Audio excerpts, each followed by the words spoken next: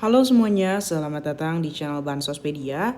Hari ini kita akan bahas mengenai proses pinjam uang di aplikasi pinjaman online Kredinesia. Nah, sebelumnya disclaimer dulu ya, aku di sini tidak akan menginformasikan mengenai step by step cara mendaftar, tapi lebih ke proses atau alur pinjam uang di Kredinesia sampai ACC itu bagaimana sih? Kalau kalian penasaran silakan simak sampai akhir. Nah, jadi teman-teman semua, Kredinesia itu sudah OJK, sudah masuk ke AFPI, kemudian sudah bersertifikasi ISO mengenai privasi data, dan tentu saja sudah legal ya. Nah, untuk alur atau proses ketika kalian mengajukan pinjaman di Kredinesia itu sebenarnya tidak berbeda jauh dengan aplikasi pinjaman online lain ya teman-teman ya. Pertama, kamu harus melakukan pendaftaran. Nah, untuk pendaftaran itu kamu hanya harus menyiapkan KTP dan data diri ya teman-teman ya. Pastikan ketika kamu verifikasi wajah KTP itu tempat atau lokasi kamu mengambil wajah itu terang teman-teman ya. Kemudian setelah kamu melakukan pendaftaran akan dilakukan proses pemeriksaan kredit.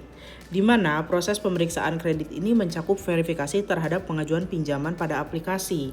Nah, jadi teman-teman, data yang kamu masukkan seperti KTP itu nanti akan dicek oleh pihak Kredinesia mengenai kredibilitasnya, mengenai BI checkingnya bagus atau tidak, slik OJK-nya bagus atau tidak, skor kreditnya bagus atau tidak. Nah, setelah itu, setelah diperiksa, nanti akan dilakukan uji kelayakan. Apakah kamu memang layak untuk diberikan pinjaman oleh Kredinesia atau tidak. Nah, proses ini mencakup dengan perhitungan limit kalian, di mana limit minimal dan maksimal dari Kredinesia itu 800.000 sampai 18 juta ya teman-teman ya. Nah, setelah itu nantinya kalau misalnya proses pinjaman kamu atau proses pengajuan pinjaman kamu disetujui, maka akan ada notifikasi dan kamu akan mendapatkan limit ya teman-teman ya. Kalau kamu sudah punya limit, nah kamu bisa mengajukan pinjaman, misalkan limitnya 5 juta, kamu mau pinjam 3 juta itu bisa ya, karena tidak lebih dari 5 juta.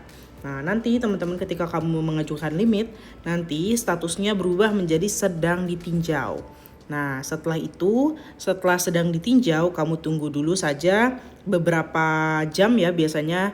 Nah, tapi biasanya 5-10 menit itu udah ada notifikasi bahwa sedang proses pencairan ya teman-teman ya.